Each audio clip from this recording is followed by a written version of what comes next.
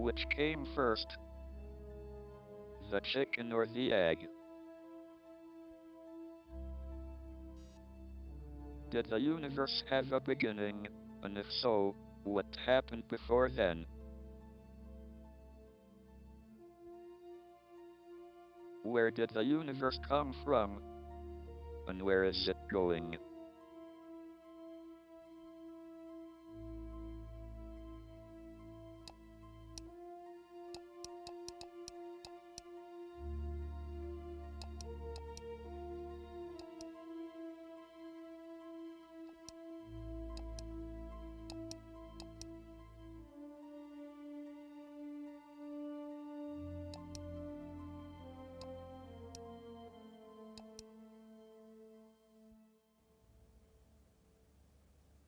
Luck. Well, we have been very lucky. I mean, my family and Stephen and everybody. You have your disasters, but the point is that we have survived. Everybody has disasters, and yet some people disappear and are never seen again.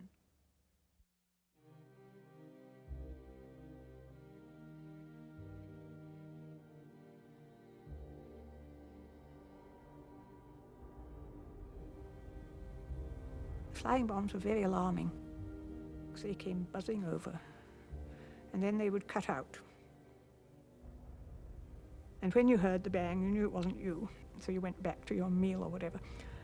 But one did fall quite close to our house, and it blew the back windows out so that the glass was sticking dagger points all out of the opposite wall. When Stephen was born, we decided he'd better be born in Oxford. So while I was staying in the hospital, I went to Blackwell's in Oxford and I bought an astronomical atlas. One of my sisters-in-law said, "This is a very prophetic thing for you to have done."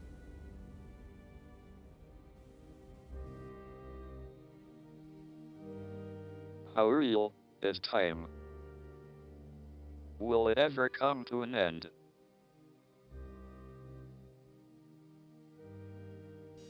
Where does the difference between the past and the future come from?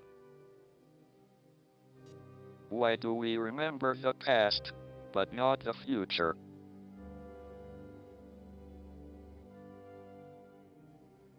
I can remember the day when we travelled through London and the blackout was over. And the trains, instead of being shut in by blinds so you just travelled in a train, we were coming over one of the bridges. And all the lights, well, such lights as were left, were on in London, but it was also a completely starry night and you could see them right all. It was beautiful.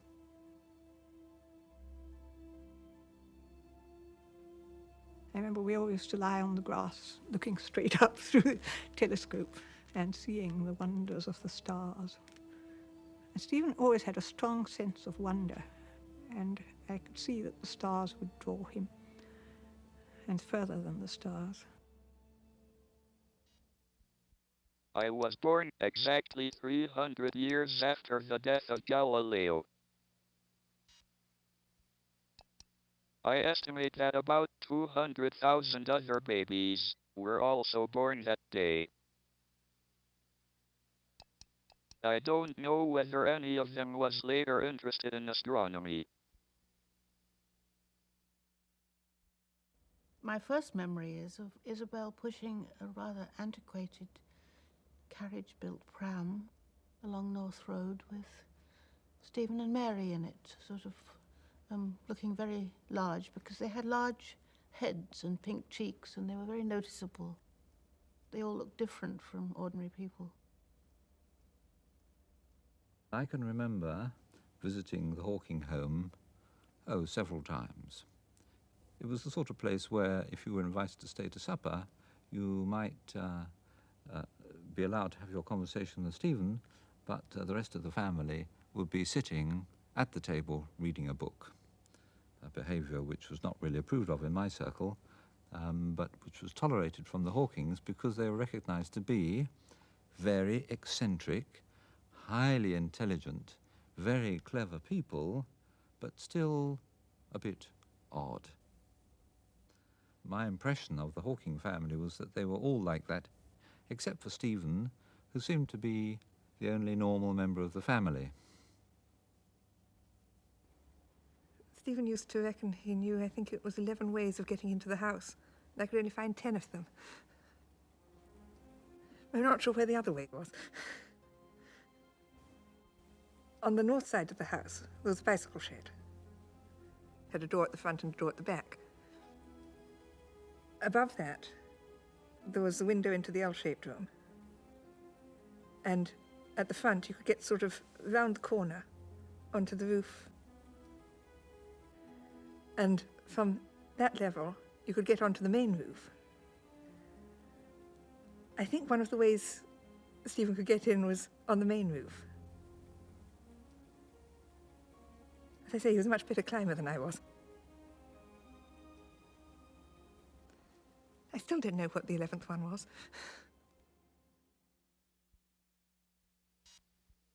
Before the 20th century, it was thought that the universe had existed forever, or had been created at some time in the past, more or less as we observe it today.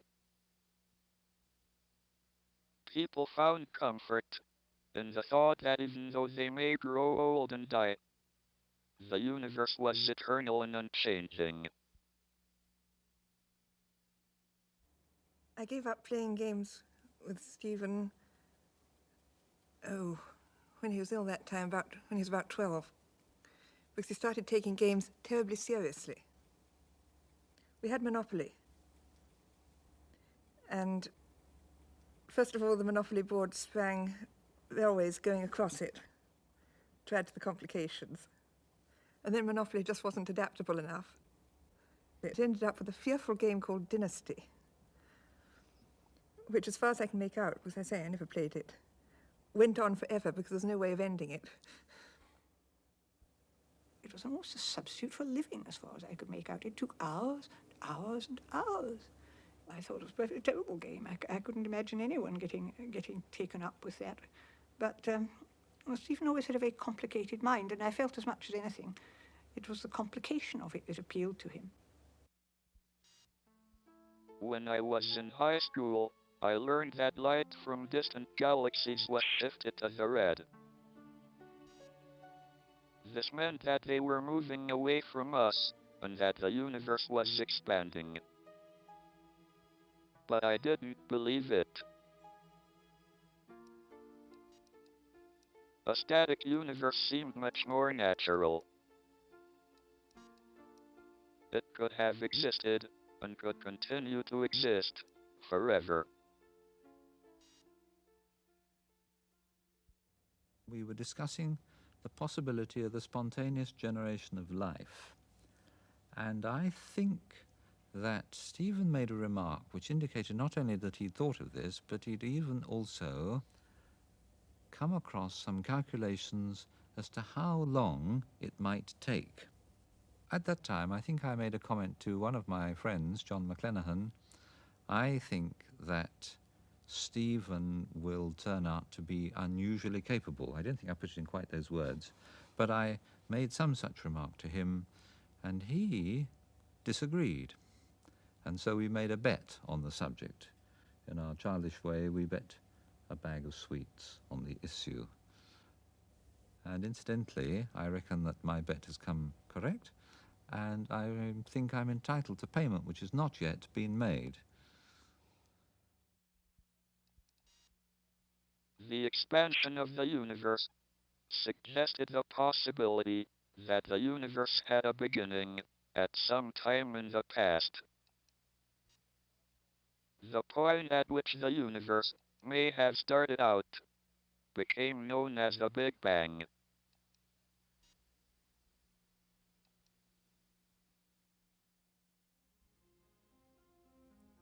The first year he was at St Albans School, he came, I think, third from the bottom. So I said, well, Stephen, do you really have to be as far down as that? And he said, well, a lot of other people didn't do much better. He was quite unconcerned. Somehow he was always recognised as being very bright. And in fact, they gave him the Divinity Prize one year. That was not surprising, because his father used to read him Bible stories from a very early age, and he knew them all very well. And he was quite well versed in religious things, although I don't think he makes a very great deal of practice of it now. Everybody used to argue theology. That's a good, safe subject.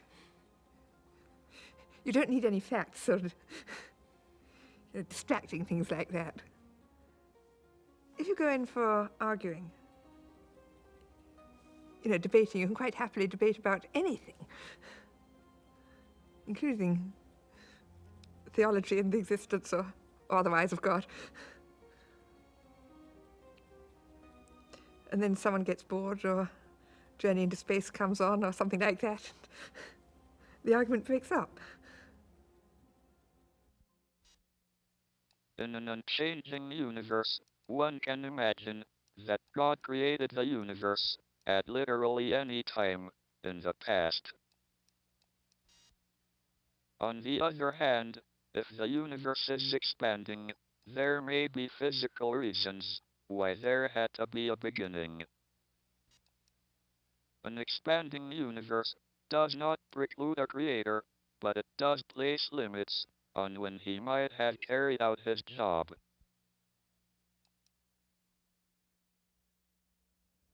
When the family went to India, it was arranged that Stephen should come and live with us for a year. He decided it would be nice that we should have Scottish dancing in the evening.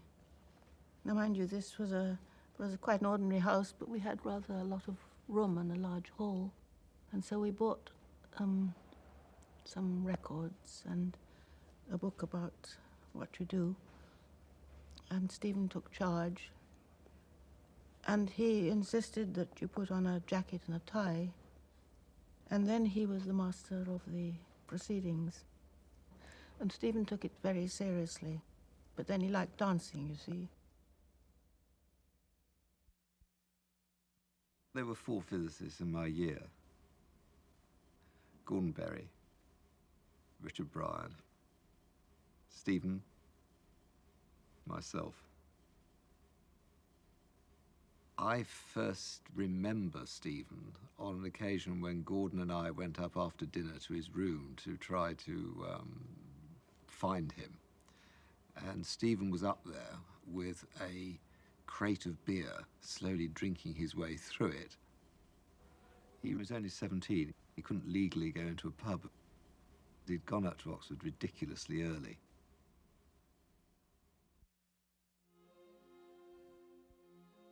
We used to have what we call a gathering net. We used to organise a beer party and various things like that to gather all these colours, many freshmen as we could get, you see, to get them to join the boat club. And that's how we collected him, you see.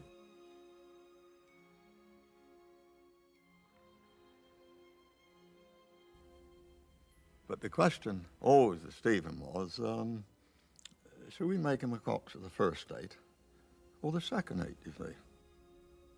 Well, coxes can be adventurous, and some coxes can be very steady people, you see. He was rather an adventurous type. Never knew quite what he was going to do when he went out with the crew.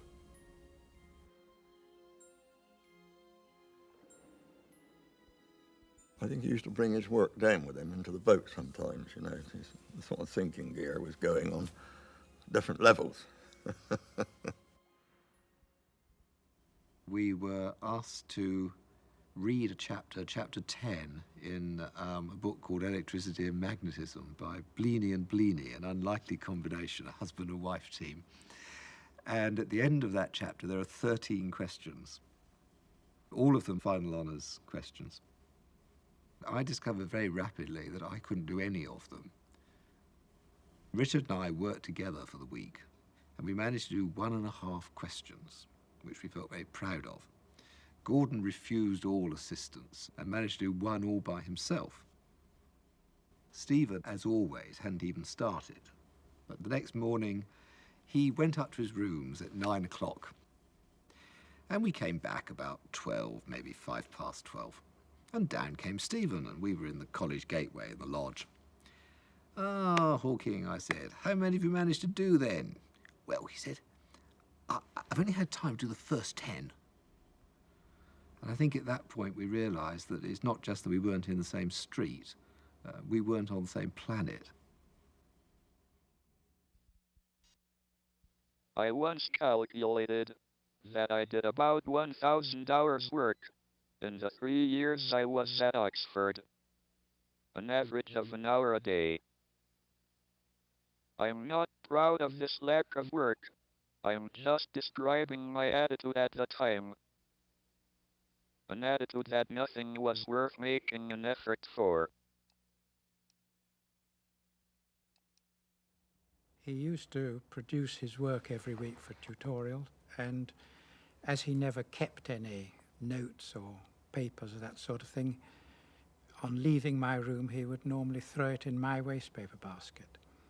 And when he was with other undergraduates at a tutorial and they saw this happen, they were absolutely horrified because they thought he did this work in probably half an hour.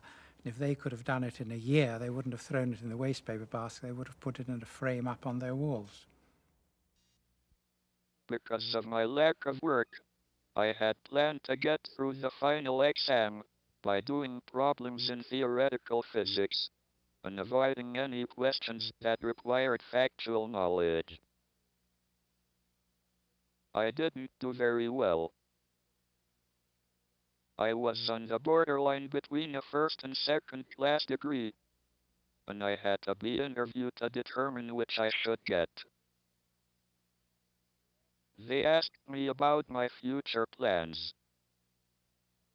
I replied, if they gave me a first, I would go to Cambridge. If I only got a second, I would stay in Oxford. They gave me a first.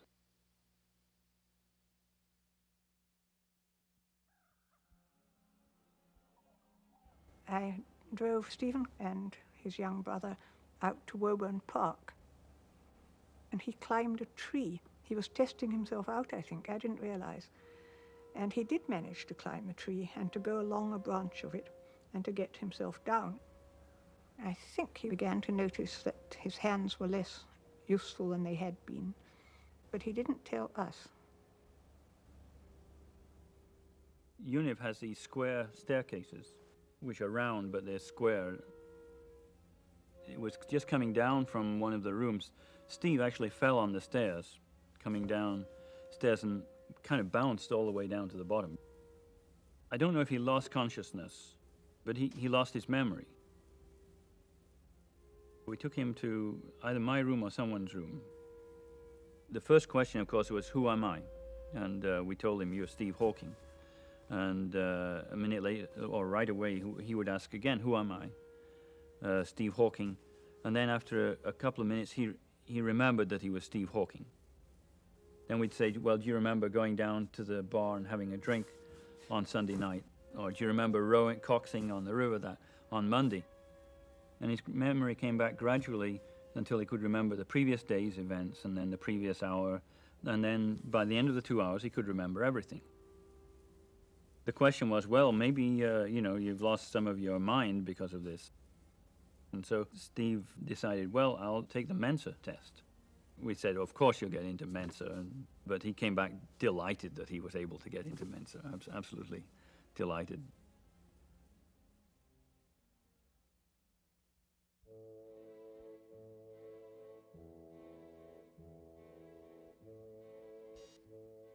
I felt that there were two areas of theoretical physics I might study at Cambridge.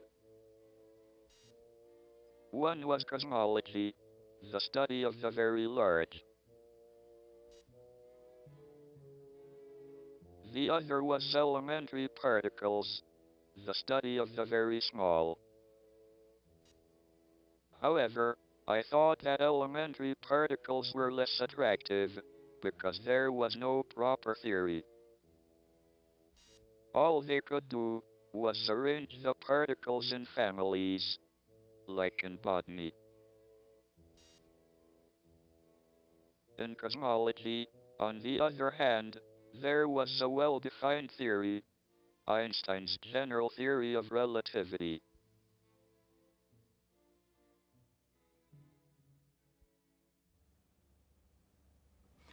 It was a very cold year, and the ice on Verulamium Pond was frozen there, and we all went skating. And Stephen managed to skate fairly well, but then he and I were close together. He wasn't skating in a very advanced way, but nor was I, if it comes to that. He fell, and he couldn't get up. So I took him to a cafe to warm up, and he told me then all about it. And it was diagnosed. I insisted on going to see his doctor because it seemed to me, however long you're going to live, there's probably something someone can do about it, at least anyhow to make things easier for people. And I won't mention the doctor's name, but I got to see him at the London clinic. And he was rather surprised that I should bother to come round to see him. I mean, after all, I was only Stephen's mother. So he said he was quite nice. I mean, he agreed to see me in a rather grand way. And he said, yes, it's all very sad. I mean, brilliant young man, cut off in the prime of his youth, as it were. But of course, I said, well, what can we do? You see, well, what can we do to sort of, can we get physiotherapy? Can we get anything like that will help in any way? I said, well, actually, no. There's nothing to do really, more or less. And that's it. Shortly after my 21st birthday, I went into hospital for tests. They took a muscle sample from my arm, stuck electrodes into me, and injected some radio-opaque fluid into my spine, and watched it going up and down with X-rays as they tilted the bed. I was diagnosed as having ALS, amyotrophic lateral sclerosis, or motor neuron disease, as it is also known.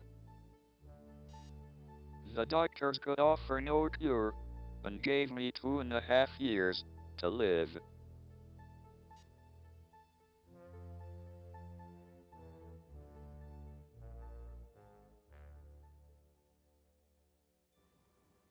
I went into the graduates' common room and looking really for someone to have lunch with. And there was nobody around that I particularly wished to have lunch with. And then lo and behold, Stephen walked through the door. I don't know what he was doing in Oxford either. I've certainly forgotten now. And so Stephen generously went off to buy the drinks and brought them over and put them down on the table. And as he put his pint of beer down, he spilt it. And I sort of said genially, oh, heavens, drinking at this time of day. And he then told me that he'd been in Addenbrooke's for 3 weeks, and they'd done a whole series of tests, and they'd decided what was wrong with him. And he told me very straight and flat that he was gradually going to lose the use of his body, that eventually only his heart and his lungs would still be operating, and his brain. And that they'd told him that eventually he would essentially have the body of a cabbage, but his mind would still be in perfect working order, and he would be unable to communicate with the rest of the world. My dreams at that time were rather disturbed. Before my condition had been diagnosed, I had been very bored with life. There had not seemed to be anything worth doing. But shortly after I came out of hospital, I dreamt that I was going to be executed. I suddenly realized that there were a lot of worthwhile things I could do if I were reprieved.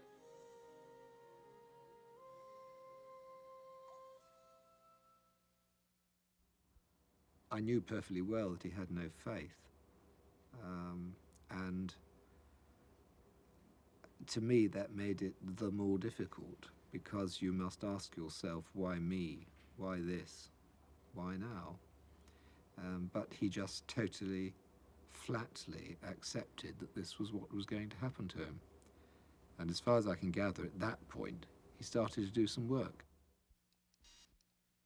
At first, there did not seem much point in working at my research, because I didn't expect to live long enough to finish my PhD. However, as time went by, the disease seemed to slow down. I began to understand general relativity and make progress with my work.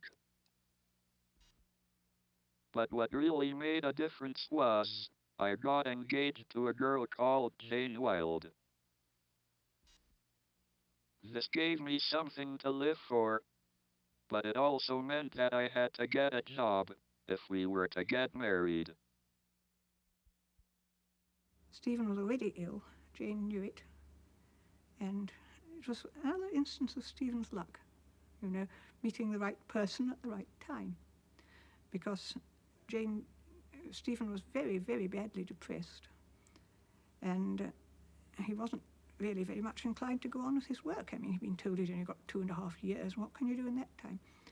But meeting Jane really put him on his mettle, and he started to work. I wanted to understand how the universe began. Einstein's theory of general relativity showed that the universe was expanding. But there was no answer to the crucial question, must there have been a Big Bang, a beginning to time? Then, in my third year at Cambridge, Roger Penrose made his discovery about the death of stars. I remember talking to this friend, Ivor Robinson, and we were having a sort of very animated conversation. And then we had to cross a road. And as we crossed the road, of course, the conversation stopped. And then we got to the other side. Well, evidently, I had some idea in crossing the road, but then the conversation started up, and it got completely blotted out of my mind. And it was only later, after my friends had gone home, I began to have this strange feeling of elation, feeling wonderful. And I couldn't figure out why on earth I should feel like that. So I went back over the day thinking all possible things which might have contributed to such a feeling. And then gradually I unearthed this thought which I'd had while crossing the street. Penrose announced this result, that when stars collapse indefinitely, they will become singular, as long as some very broad conditions are satisfied that everybody would have regarded as reasonable. And I remember Stephen Hawking, who was then approaching his third year as a research student, saying, "What very interesting results. I wonder whether they could be adapted to understanding the origin of the universe." And what he had in mind, you see, was that if just mentally you reverse the sense of time, you can think of the expanding universe as a collapsing system. It's a bit like a giant, very giant star collapsing. Roger Penrose proved that a dying star, collapsing under its own gravity, eventually shrinks to a singularity, a point of infinite density and zero size. I realized that if I reversed the direction of time so that the collapse became an expansion, I could prove that the universe had a beginning. But my proof, based on Einstein's theory of general relativity, also showed that we cannot understand how the universe began, because it showed that all scientific theories, including general relativity itself, break down at the beginning of the universe.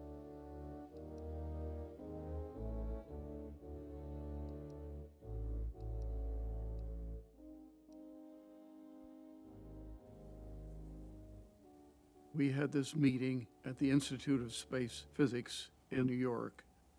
I said before we reach a final conclusion, we ought to throw into the pot Still another object, a gravitationally completely collapsed object. Well, after you've used the phrase, a gravitationally completely collapsed object, 10 times, you conclude you've got to get a better name. So that's when I switched to the word black hole. The word black hole, which John Wheeler coined, suddenly caught on. Everybody adopted it. And from then on, people around the world, in Moscow, in America, in England and elsewhere, could know they were speaking about the same thing. And not only that, but it suddenly, the whole range of concepts got through to the general public, and even science fiction writers all of a sudden could talk about it. Tonight, my friends, we stand on the brink of a feat unparalleled in space exploration. If the data on my returning probe ship matches my computerized calculations, I will travel where no man has dared to go. Into the black hole? In, through, and beyond. Why, that's crazy. Ha! Impossible. As a massive star contracts, its gravity becomes so strong that light can no longer escape. The region from which nothing can escape is called a black hole, and its boundary is called the event horizon. One might say of the event horizon what Dante said of the entrance to hell. Abandon all hope, ye who enter here.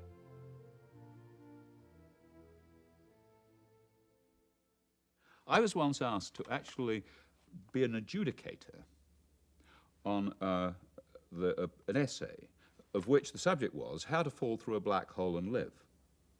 Now, the problem I had was that I wouldn't know how to give out the prize, because if I said, well, that looks like a good essay, the only real way of showing that this was right was to actually follow it, to do the experiment and fall in. But then, having fallen in, I would assume taking the person who wrote the essay with you, the question will be, how do you tell the rest of the world? Do you take the prize in with you that you give to them? And what do they do with it when they get to the center? Believe me, I've been waiting a long time for someone like you to record this moment. Thank you, Doctor. Then I'm ready. Ready to embark on man's greatest journey. Certainly his riskiest. The risk is incidental compared to the possibility to possess the great truth of the unknown. There, long-cherished laws of nature simply do not apply. They vanish. And life? Life? Life forever.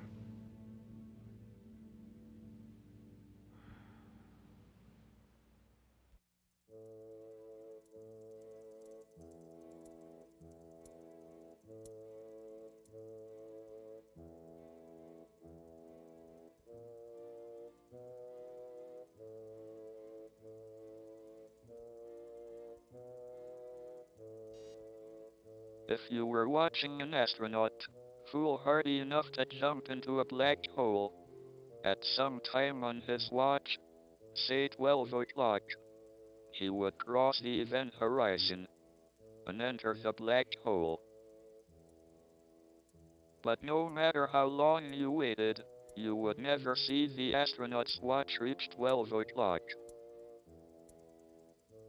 Instead, each second on the watch would appear to take longer and longer, until the last second before midnight would take forever. Thus, by jumping into a black hole, one could ensure that one's image lasted forever. But the picture would fade very rapidly and grow so dim that no one could see it. As somebody disappears into a black hole, as seen from the outside, it looks as though time actually slows down, and the person becomes who's moving. At least he's thinking, he's moving, he's perhaps talking in his spaceship at a normal rate, seems to slow down and ends up by being frozen in a particular position, as seen by somebody watching him from the outside. And as seen from the outside, you never see what happens after that.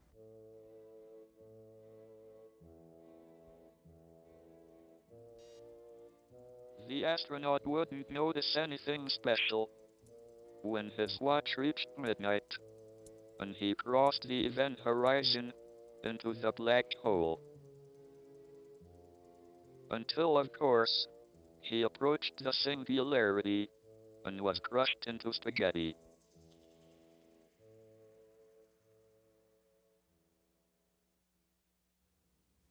One can fall through this event horizon without feeling anything, without noticing it. After about a week of falling, one begins to feel the pinch, and one extends longer and longer and gets slightly thinner. And, of course, one begins to get squeezed, until one gets very long and very thin and rather nasty. By the end of 2 weeks, one's fallen right into the center, and one is, of course, dead. Before you lose sight of the outer world, you would see things happening, and you would see them at a greater rate, so that it would look like a firework display. The frustration would be that although you would be able to see everything that happens in the future, it would be going so fast that from a scientific point of view, you would have no time to analyze it. You wouldn't be able to take it in. And eventually, things would be going off so fast, and it would be so explosive that you yourself would be destroyed by the explosion, and that would be the end. But it would be a very exciting way to end one's life. It would be the way I would choose if I had the choice. In the long history of the universe, many stars must have burned up their nuclear fuel and collapsed in on themselves. The number of black holes may be greater than the number of visible stars, which totals about 100,000 million in our galaxy alone. We also have evidence that there is a very large black hole at the center of our own galaxy.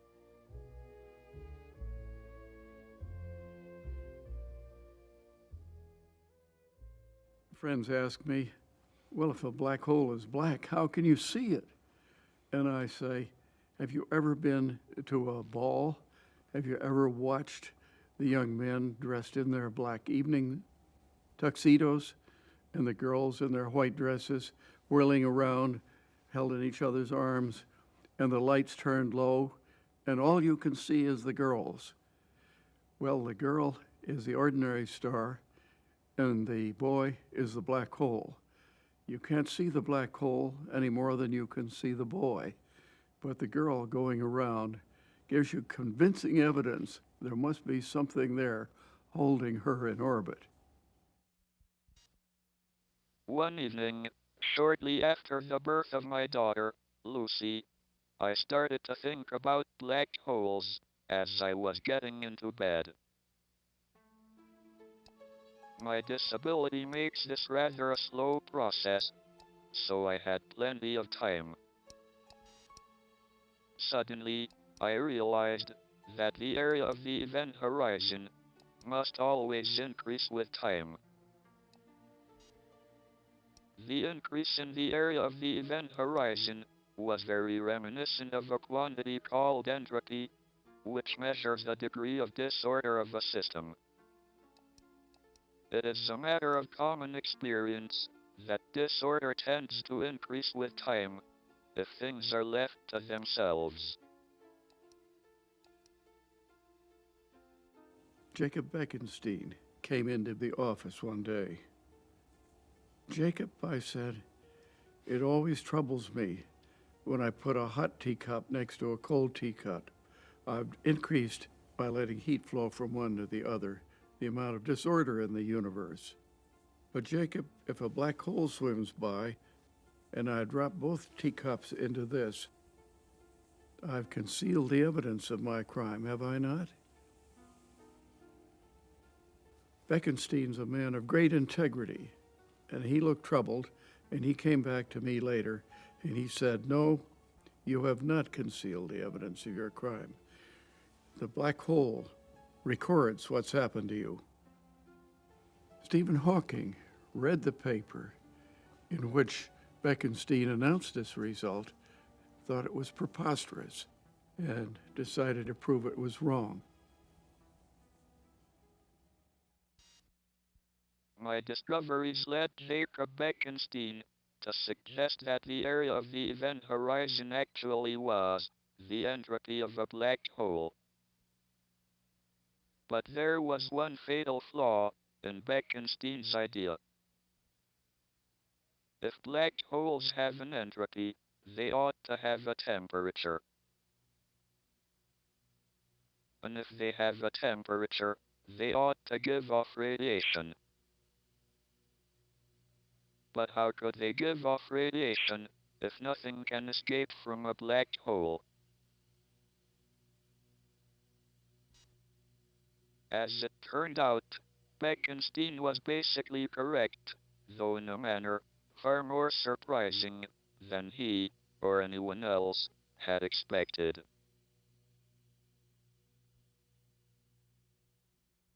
As he gradually lost the use of his hands, he had to start developing, carefully choosing research projects that could be tackled and solved through geometrical arguments that he could do pictorially in his head. And he developed a very powerful set of tools that nobody else really had. So in some sense, when you lose one set of tools, you may develop other tools, but the new tools are amenable to different kinds of problems than the old tools. And if you're the only master in the world of these new tools, that means certain kinds of problems you can solve and nobody else can. My work up to 1973 was in general relativity and was summarized in a book I wrote with George Ellis called The Large-Scale Structure of Space-Time. Even then, it was difficult for me to write things down. So I tended to think in pictures and diagrams that I could visualize in my head.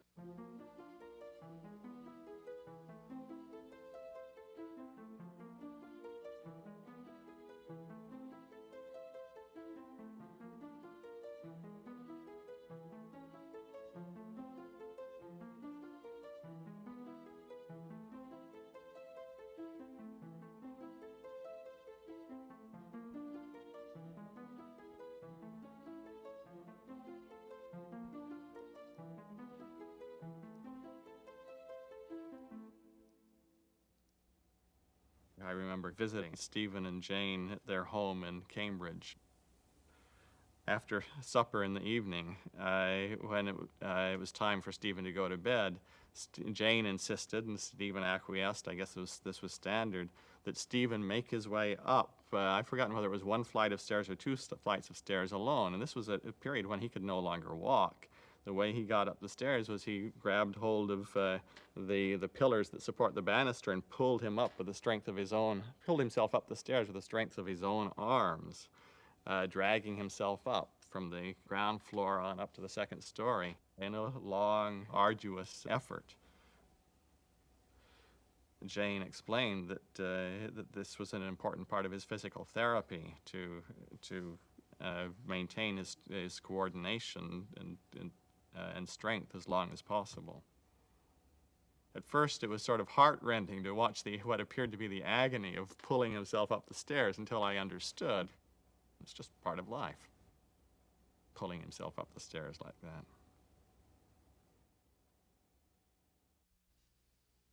General relativity is what is called a classical theory. It predicts a single definite path for each particle. But according to quantum mechanics, there is an element of chance or uncertainty. A particle does not have just a single path through space and time. Instead, there is an uncertainty principle, according to which Both the exact position and velocity of a particle can never be known.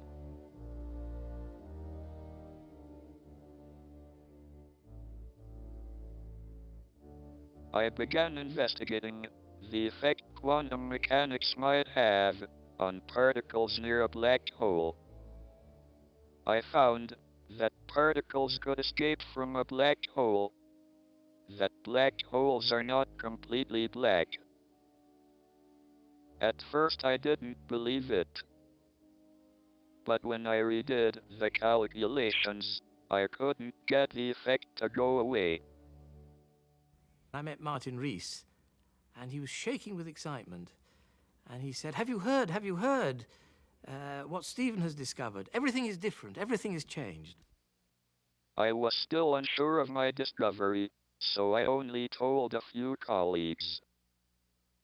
But word soon spread. Roger Penrose phoned up on my birthday. He was very excited and went on so long that my birthday dinner got quite cold. It was a great pity because it was goose, which I'm very fond of. To me, it's a miracle because it's a complicated and messy calculation. We can now do these things very much better, and it's more transparent what happens. But out of this messy calculation, he showed that black holes aren't black with this quantum mechanical effect. There was a residual radiation. Stephen came to a meeting and people were flabbergasted. And I remember someone getting up and saying, "You must be wrong, Stephen. I don't believe a word of it." I once said that I was unhappy with the explanation given in terms of negative energy particles being created. But I feel this is part of the controversy of science. You must have the give and take. And I'm delighted to be able to be part of that. I mean, that's what makes it fun. You know, if you all sat down and said, oh, lovely, when you do have niggling questions in your minds, that's not doing a service to science. But I was not antagonistic to it in any way, except for that one time when I questioned. I finally convinced myself that black holes radiate when I found a mechanism through which this could happen.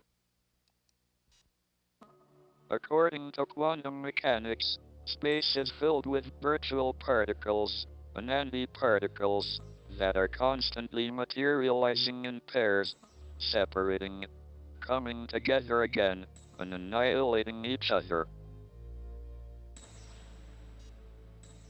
In the presence of a black hole, one member of a pair of virtual particles may fall into the hole, leaving the other member without a partner with which to annihilate.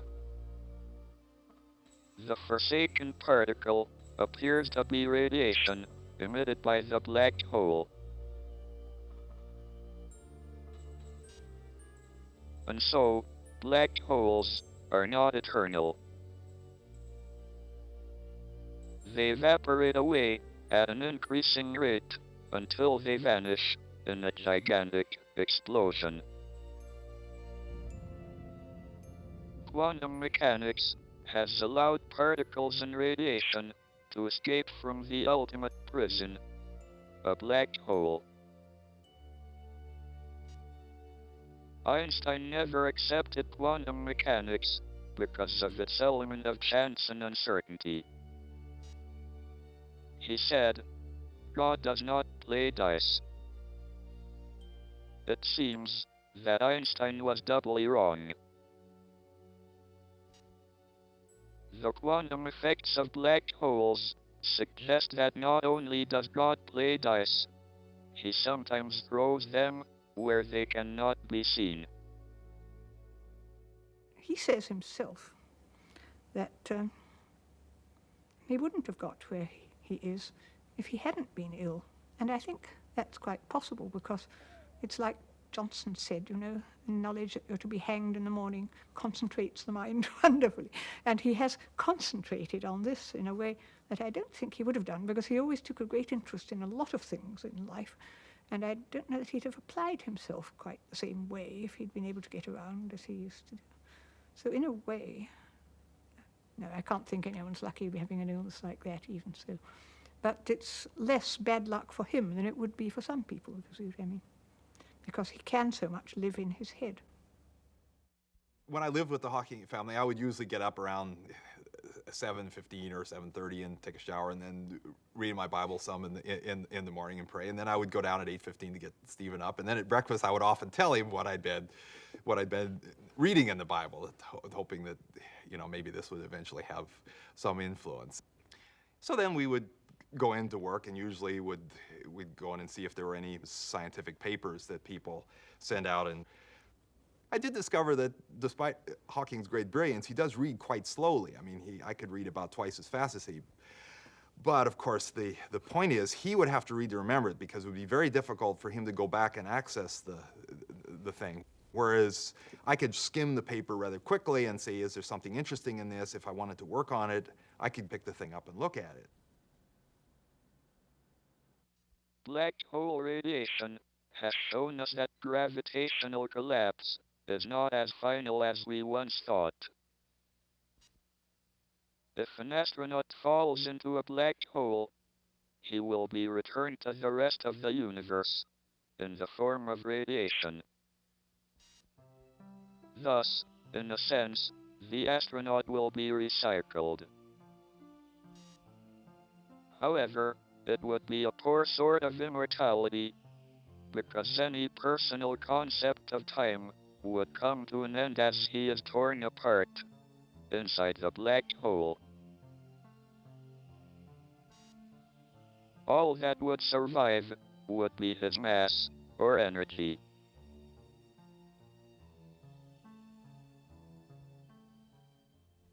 One year, the Hawkings took me along when we went to a cottage in Wales near the River Wye. And this cottage was up a hill, and there was a bit of a paved little sidewalk that went up to the cottage, which I had not been up, and of course I wanted to do it in the least number of trips that I could imagine. So we put Stephen's batteries under his chair. I mean, his wheelchair has space for batteries, and put extra batteries under there, which Stephen didn't realize he had, that I'd put under there, so he didn't realize this wheelchair was as heavily laden as possible. So Stephen got quite a bit ahead of me, and then he was turning the corner to go around to his house, but that was on a slope, and so I looked up and I noticed Stephen's wheelchair was slowly tipping backward, and of course I was about 10 meters away. Tried to run up there, but I was not able to get there nearly rapidly enough before he toppled over backward into the bushes. And so it was a bit of a shocking sight to see this master of gravity getting overcome by the weak gravitational force of Earth. One of the worst things for me would be having people there all the time, never alone. I mean, I couldn't bear that. And yet he finds things funny, and he enjoys life, and he goes dashing about all over the place. And I think this is tremendous. But it's a sort of courage that I haven't got, and his father hadn't got it. And we cannot but admire it, but wonder how on earth he got it, really. There must have been 50 people there. And I was standing off in a corner, sort of watching quietly for a few minutes, relaxing. And Stephen was over there not far from me. Jane walked over to Stephen and looked at him, and he was sitting there with his head in his lap, like only Stephen can put his head in his lap. And Jane said to Stephen, "You look miserable, Stephen. Sit up straight. Some of your guests don't understand that you're sitting there thinking about physics and having a wonderful time. It looks like you're in pain. Sit up straight and go talk to your guests." In 1979, I was elected Lucasian Professor of Mathematics. This is the same chair once held by Isaac Newton.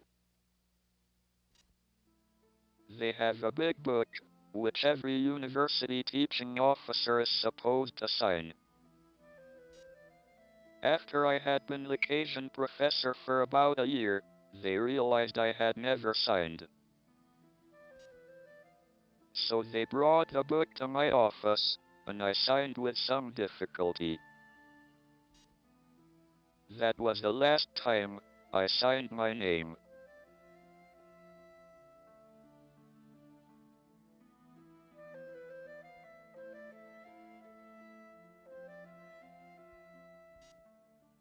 My interest in the origin and fate of the universe was reawakened when I attended a conference on cosmology in the Vatican. Afterwards, we were granted an audience with the Pope. He told us that it was all right to study the evolution of the universe after the Big Bang, but we should not inquire into the Big Bang itself, because that was the moment of creation, and therefore the work of God. I was glad that he did not know the subject of the talk I had just given. The possibility that the universe had no beginning, no moment of creation.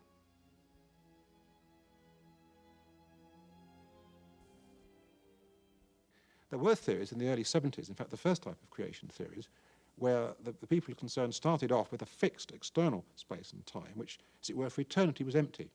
And then suddenly, for some unknown reason, the universe nucleates at a particular point, and then bang, it blows apart. But the trouble is that when space and time appear in the classical theory, that actual point itself is a singular point in the mathematics.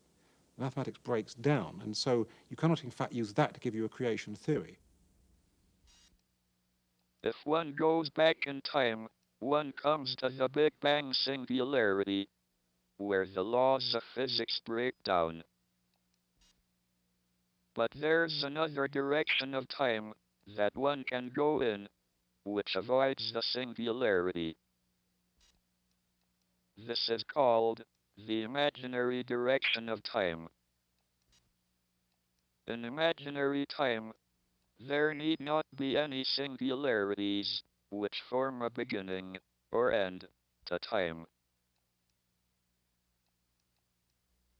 When you come to imaginary time, you have this rather peculiar possibility of having a now, as it were, without necessarily having a sort of a chain of past moments. If we start where we are at the moment, start running backwards in time, as it were, then for a long time things work perfectly normally. But then as you begin to get further and further back towards what would be the origin point in the conventional real-time picture, you find that the nature of the time changes, that the imaginary component becomes more and more prominent, until in the end what ought to have been the singular point in the classical theory just gets smoothed away, and you have this sort of beautiful picture, these sort of bowls. The creation of the universe is pictured as where we are now, in a smooth sort of bowl at the past, where there's no initial point, just a sort of smooth shape.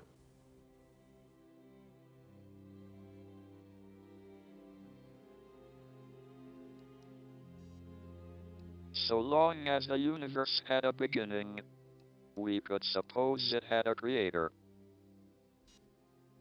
But if the universe is completely self-contained, having no boundary or edge, it would neither be created nor destroyed.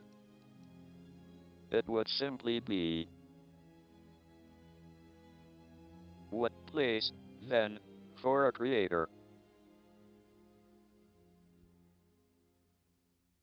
What we can really say is that the universe is, because it's a self-consistent mathematical structure. There's no past, because unlike the creation as a point scenario, there's nothing for it to be created in, you see. So to say it's created from nothing is actually a bit of a misnomer. It's a misleading use of the word nothing. It's not just that there was empty space in which the universe appeared, which you might call nothing. There was literally nothing at all, because there wasn't even a creation event. You see, the use of a past tense in a verb becomes inappropriate in these theories. Unfortunately, tenses were set up when people believed in real time, of course, and we don't yet have a linguistic form to describe tenses in imaginary time.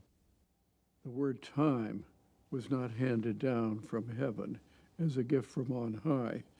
The idea of time is a word invented by man, and if it has puzzlements connected with it, whose fault is it? It's our fault. Where does the difference between the past and the future come from? The laws of science do not distinguish between the past and the future. Yet, there is a big difference between the past and future in ordinary life.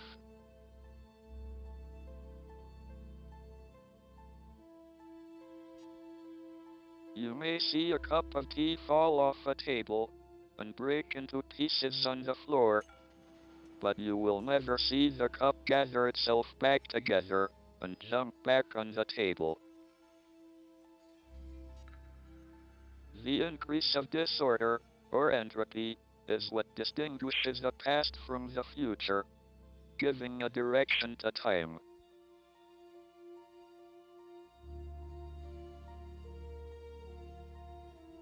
He fell ill in Switzerland. When he came back, he was on a ventilator. Because he's on a ventilator, you've got a tube down your throat and therefore you can't speak, just for that reason. For that period, which may have been a couple of months, I spent probably 1 in 2 nights, 1 in 3 nights at the hospital. Because when he was in hospital, he couldn't communicate with the nurses. I mean, it's not just like being seriously ill, but you're in a position where the nurses couldn't understand what Stephen wanted. If Stephen was uncomfortable, they couldn't tell why. Before I caught pneumonia, my speech had been getting more slurred, so that only a few people who knew me well could understand me. But at least I could communicate. I wrote scientific papers by dictating to a secretary, and I gave seminars through an interpreter. And then, a tracheostomy operation removed my ability to speak altogether. After a long time, well, it seemed like a long time, somebody came up with this brilliant gadget. They didn't have it at the Cambridge Hospital. They got it from somewhere in London. This was high technology, how you can communicate with a person with no voice. It's a plastic piece of perspex about so big, and you've got the letters of the alphabet arranged like that and a hole in the middle. And you hold it up between you and the other person, and they look at a letter, and you can see, of course, which letter they're looking at most of the time. Sometimes you can't quite be sure. And so you get the patient to spell out what they wanted. You know, so each letter, they have to look to pick out the A, and you say A, you get it right. It's like a guessing game.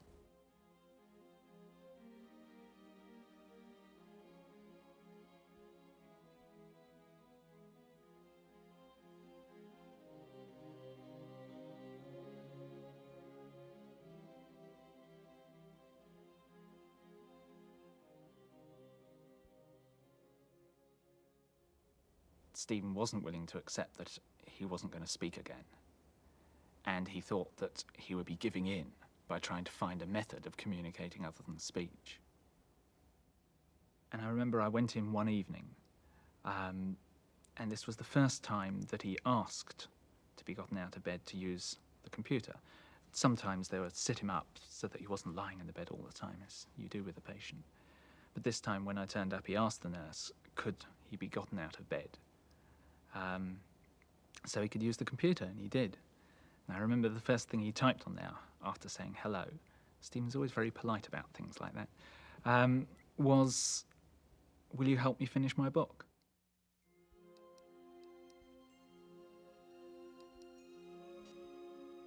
A computer expert in California heard of my plight and sent me a computer program called Equalizer.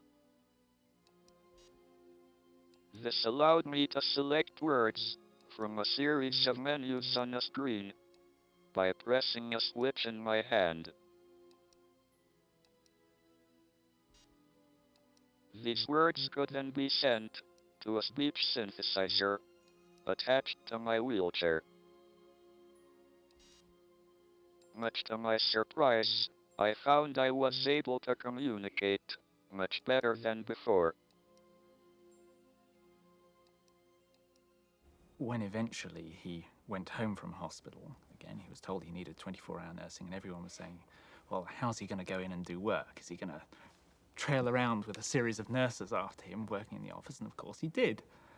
I mean, they talked originally of him working at home, which he wasn't happy with. And so after a period of recuperation at home, he just decided to go back into the office. And he would make the trip from his house to the office, which is, I don't know, half a mile in his wheelchair, with a nurse walking along with him. And this is at the time when he was still driving around with the bag and the nasal drip. going into the department, working, going back home.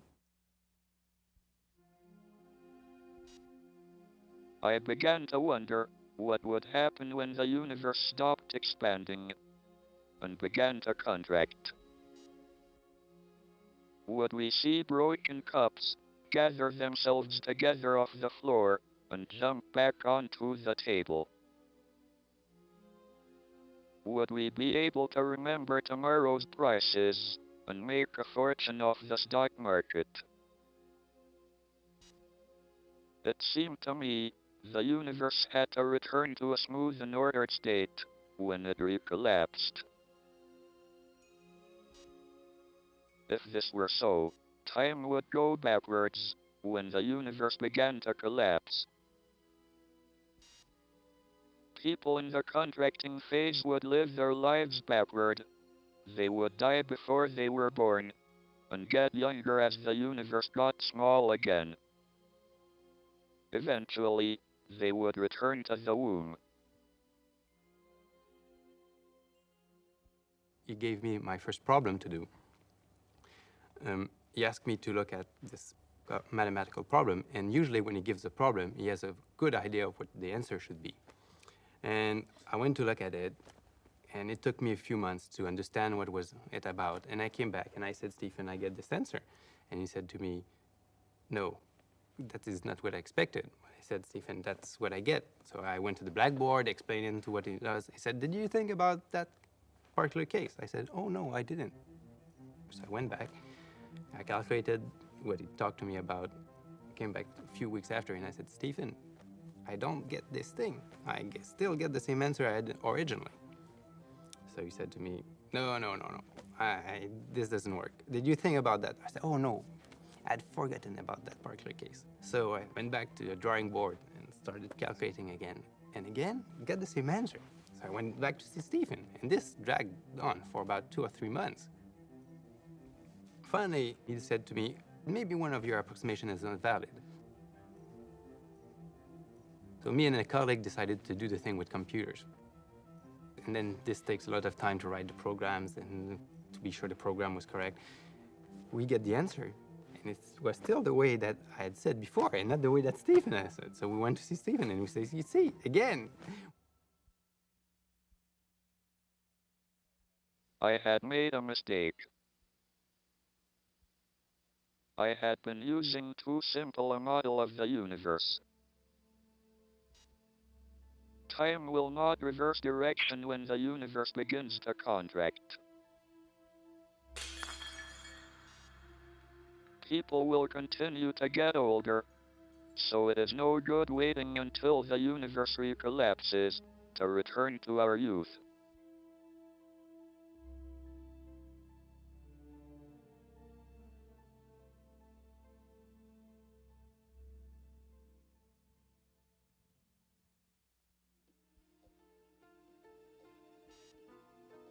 Einstein once asked the question, how much choice did God have in constructing the universe?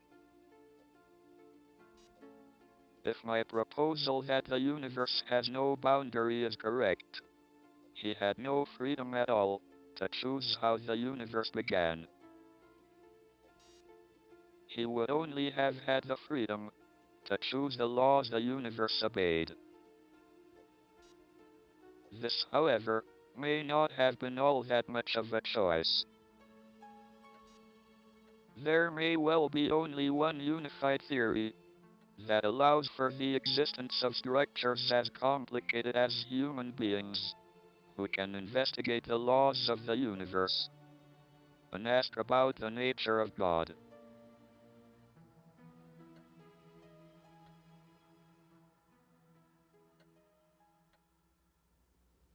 I don't know how clear-cut these experiments are, but they're experiments that have been done on sort of the timing of consciousness, and they seem to lead to a very odd picture which doesn't even quite make consistent sense. Whether refinement of these experiments might actually get rid of this kind of anomaly, I'm not sure, but it does look a little as though there is something very odd about consciousness, and somehow almost as though the future affects the past in some way, over a very tiny, limited scale, but something maybe of the order of of a reasonable fraction of a second. And there's no reason to believe that one's conscious experience shouldn't be part of somebody else's at some other stage. I mean, I don't know if it's fair to say what happens after one dies, but you could. It's a plausible picture that you could be somebody else, and that somebody else could be somebody that lived in the past, not in the future. Even if there is only one possible unified theory, it is just a set of rules and equations. What is it that breathes fire into the equations and makes a universe for them to describe? Why does the universe go to all the bother of existing? Is the unified theory so compelling that it brings about its own existence? Or does it need a creator? And, if so, who created him?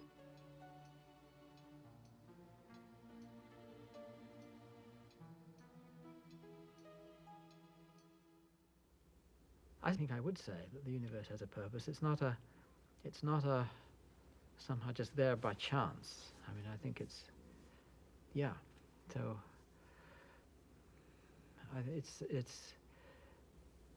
I mean, some people I think take the view that the universe is just there and it sort of runs along and it's a bit like it just sort of computes, and so we happen somehow by accident to find ourselves in this thing.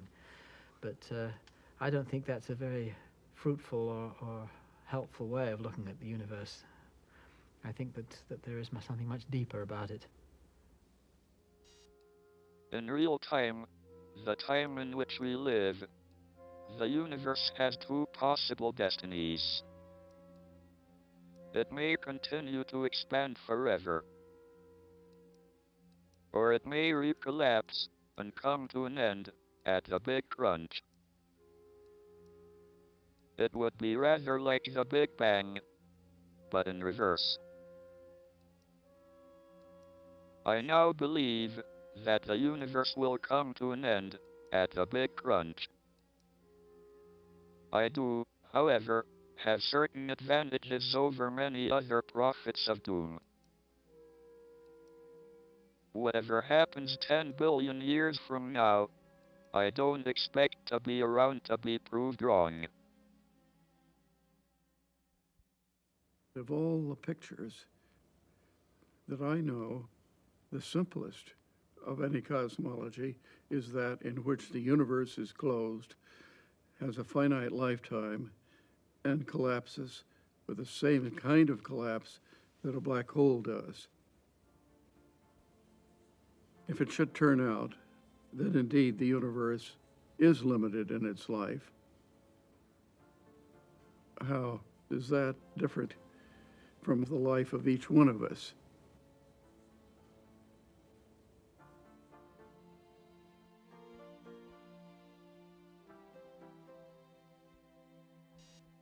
On the evening of Tuesday, March 5th, at about 10:45, I was returning to my flat in Pinehurst.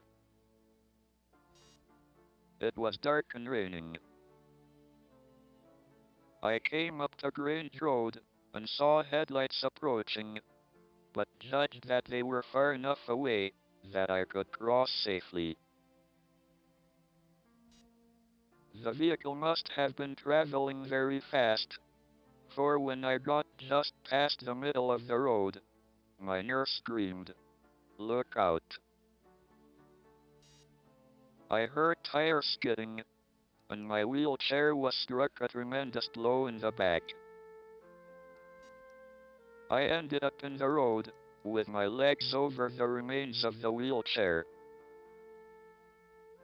The accident destroyed my wheelchair and damaged my computer system with which I communicate. I required 13 stitches in my head, but I was able to go back to work several days later.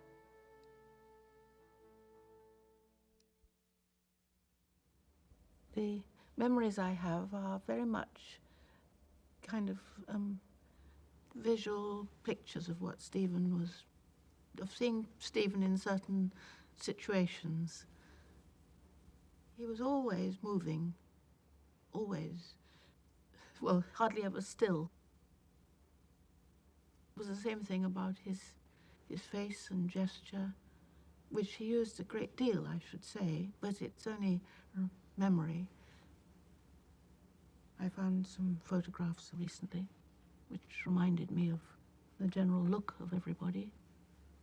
But I must say Stephen looked very much like he does now, if one thinks of him like that.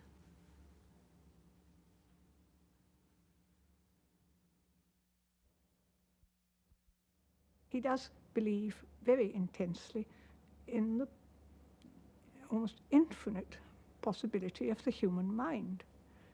You have to find out what you can't know before you know you can't, don't you? And so I don't think that thought should be restricted at all. And why shouldn't you go on thinking about the unthinkable?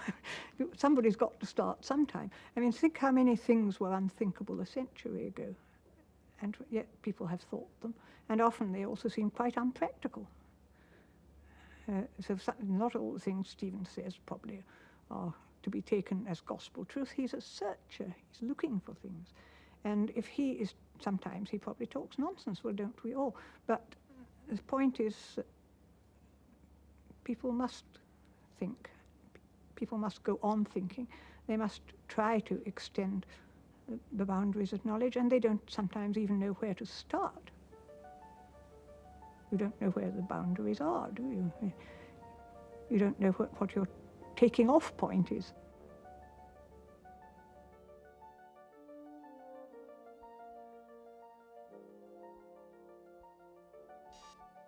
If we do discover a complete theory of the universe, it should in time be understandable in broad principle by everyone, not just a few scientists.